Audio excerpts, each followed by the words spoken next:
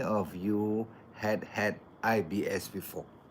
Okay, or still having IBS now? Or how many of you know anyone having IBS, irritable bowel syndrome? Is it true there's no cure, or is it true that actually we haven't found the root cause of the problem? So here is a message. First and foremost, I need to know if any one of you is having it now. If you don't mind just putting yes, yes, yes, just put the word yes will do. Or just put the word me. Or if you don't want to, just say my friend, my friend.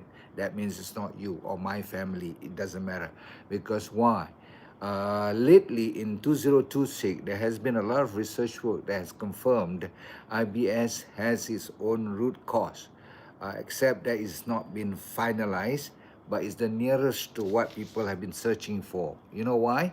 Because IBS, there are a lot of signs and symptoms that sometimes is mixed up, because some people just have pain in the tummy area or lower abdomen. Some people have a lot of bloating.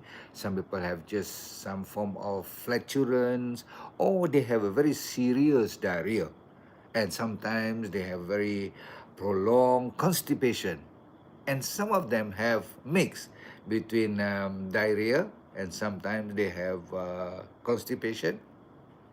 That's why there's a type called IBS C for constipation cases. And for those of you having diarrhea, most of the time diarrhea, and you get slightly relieved after going to the toilet, that is called IBS-D, irritable bowel syndrome type D. D stands for diarrhea.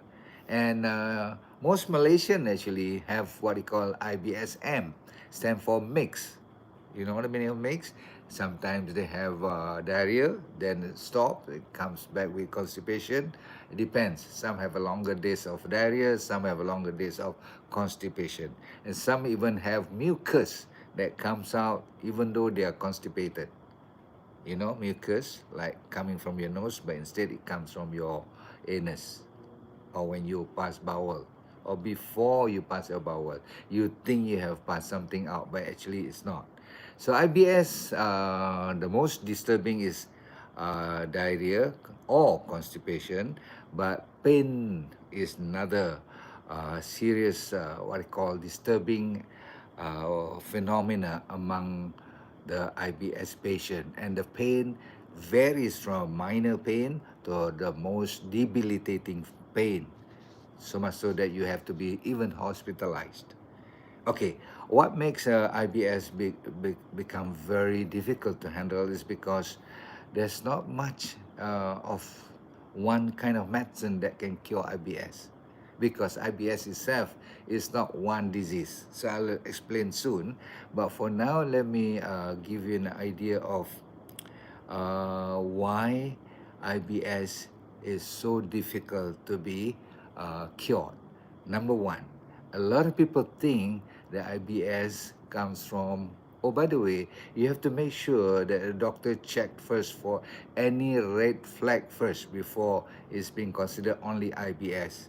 You know why? Because some people can also have a condition like, SIBO or piles. SIBO stands for small intestine bacterial overgrowth. And sometimes you have H. pylori, where the doctor have to give you antibiotic first. If you get cured, then it's not IBS, okay? It's just SIBO, or it's H. pylori infection, or some of you may even have cysts or some form of growth. And this one you have to be seen by doctors first, and exclude any form of cancer even. All right, if you have any blood or other bleeding stools, that is not to be just joke around. It's just IBS alone, okay? Even though IBS can also cause this, but you have to exclude any further chronic, more serious illnesses. Once the doctor say no, you have no problem. I can't see anything. I've done scope, a colonoscopy, and even sometimes you go for MRI to check any other organ that is so-called problematic, but none. All right, and therefore here you are. Imagine IBS is like a condition in the area of Kuala Lumpur, for instance. I'm talking about traffic, all right? And there is a headquarter that control all the traffic light. And this controller, for us to understand IBS, is actually the brain. So the brain, in other words, the headquarter control the traffic light. Okay, fair enough. And the traffic light and the road, which is actually your intestine, the road in Kuala Lumpur, equivalent analogy with the intestine. And the intestine is filled up with a lot of bacteria, right? Some are good, some are bad. And this bacteria is equivalent to the cars on the road. Now imagine suddenly there is a short circuit or somewhere along the control, what you call platform, there is a mistake or there's a short circuit. Do you know what happen if there's only one or two traffic light that is not well connected? You know what I mean? It is broken down. The whole area is full of traffic jam. And in our body, when the bacteria got clogged up or when the road is been jammed up by all this so-called traffic jam, you will have a serious problem. And where does it come from?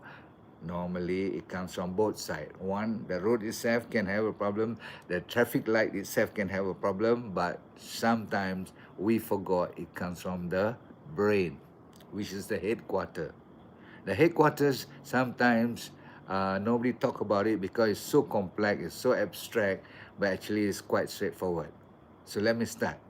The number one cause of IBS, none others than, guess what? You might be thinking because you are touching your stomach, you're worried about your diarrhea, you're worried about your constipation. Most of the time, you are looking down, right? It is true. It's also caused by the gut. True. But there is an axis that's connected through vagus nerve, and therefore the signal is both ways. One going down to the gut, the other one is going up to the brain. So once your brain is been disturbed, and usually all IBS cases, they will have a disrupted brain, so to speak. In other words, people who are stressful, that's the number one cause. Okay? So how many of you here who are still having IBS and you are focusing only on medication, supplement, maybe diet? Yes, that's very, very good.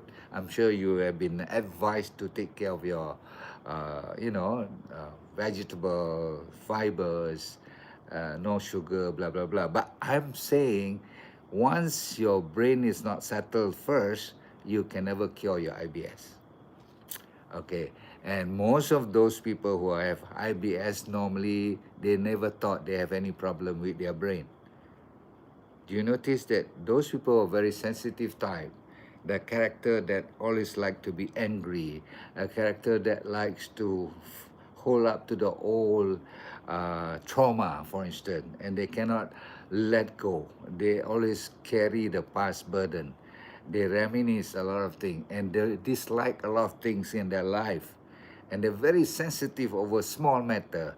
They are overthinkers. They overthink even over small matters. These other people who will never get cured. Or if you haven't got IBS, you are bound to get one if you're not careful, especially when you are not having good dietary habit. So look, when I speak about brain, it's got to do with real problem. If you cannot manage your brain first, that is the first thing that you have to handle. Of course, there's another session where I will share with you how to handle your stress, how to reduce your anger, how to cheat your so-called sensitive brain to make it a bit more settled. Nobody is saying that you shouldn't have stress. Nobody is saying that you shouldn't be tested in your life. Of course, there are painful, what you call, weeks or months in your life. There are seasons where it's down, but there are also seasons that's up, right? Now, let's go and connect ourselves to the gut now.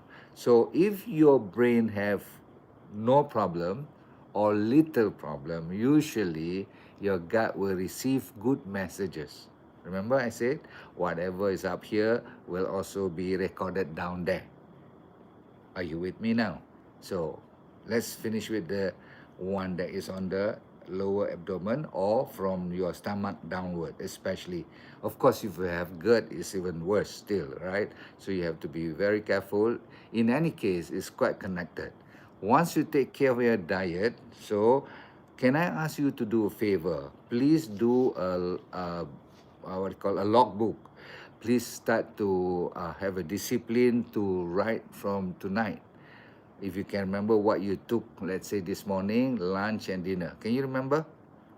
I wish you remember, okay? So that not only you write what time, uh, at, at the same time you write what exactly have you taken. If you remember the amount, let's say you took coffee, let's say you put there 1 cup of hot coffee with sugar. So please, there are a few things that I need you to write down so that when you know your IBS is attacking or the symptom is getting worse, I want to know what you took, rather what time and what food or drink that you take. Why? Because if you know there is a condition called low fermentable food, that's too what you call if you take food that's easily fermentable, like milk, for instance, if like sugar or anything that is processed food or junk food or so-called fast food, all these are with poison and everything else, and therefore your bacteria is not happy. I repeat, when your bacteria is not happy, they are not getting good fiber, they are not getting good soluble fiber, and you're not getting good, clean, natural, whole food. Therefore, you can get unhappy bacteria. When the bacteria is unhappy, do you know what? You are not getting your serotonin, you're not getting your dopamine, you're not getting your GABA. All these names are actually meant to stimulate your brain to be happy, or rather get to be calm and satisfied. And therefore, when the brain is also getting messages that you inside there not taking care of your bacteria, therefore you will get IBS to be worsened. So how to improve your IBS, so to speak? Make sure, I repeat, the brain is handled well, and now the bacteria is given full support. Actually, the body will work by itself. The body actually wants to heal by itself, but you cannot disturb or you cannot make it worse. So in other words, when the bacteria is unhappy, you cannot make it worse by giving more fermentable food. I repeat, fermentable food is like milk and sugar and all the fast food and junk food, right? And especially those like beans, you have to be careful during this time. Lentils and I say again, like even pear and apple, which is fermentable very fast, okay, is quite dangerous for IBS. And unfortunately, for those people who have this sensitive stomach, sensitive means this: even if you take healthy food, uh, even if you take very very clean so-called food and raw natural food, sometimes you can also have your IBS to just come just like that, and that's the most difficult. So what you do is you just keep focusing back to your brain, make sure it's much better than what you cannot control, because if your tummy has been there's such thing called genetically sensitive stomach. So you have to allow time for it to recover, and it will recover. Like I say, our immune system, our anti-inflammation from all the food, if you take it very, very carefully, it will be okay sooner or later. Remember, both ways you must take care, right? The bacteria is just like the forest. Is a forest full of good trees, very green, then it's going to be very healthy. But if your forest down there is full of what you call weeds and what you call very, very dying kind of trees, rotten trees, you will not recover. Right. Next, make sure the modern food, especially nowadays, which is full of GMO, full of unseen, not written as sugar, but there are plenty of synthetic sugar. Have you heard of maltodextrin? Have you heard of all this lactose and sometimes MSG and all that? Even though it's considered as normal for a lot of modern people, but actually for sensitive stomach or your gut, it will be disturbing. Now, the last one I want to share with you is how many of you had some form of food poisoning, or if you have typhoid infection, previous infection, which is very, very serious, like bacteria or virus infection, must be handled properly. Things like SIBO, things like H. pylori, the doctors must give you enough medicine and review again until it's cleared, because that is a prerequisite for your stomach to settle down and get well. And lastly, for those of you who have no other problem, even when the doctor checked everything, including colonoscopy, and actually see everything in the lab, there's nothing to show that you are having any other problem. Please know that if you have diabetes, if you have obesity, if you have any form of low-grade inflammation, for instance, if you have gout, if you have arthritis, you have some form of pain other than IBS, you can also cause the gut lining to be inflamed but cannot be seen by the scope. That also can cause IBS.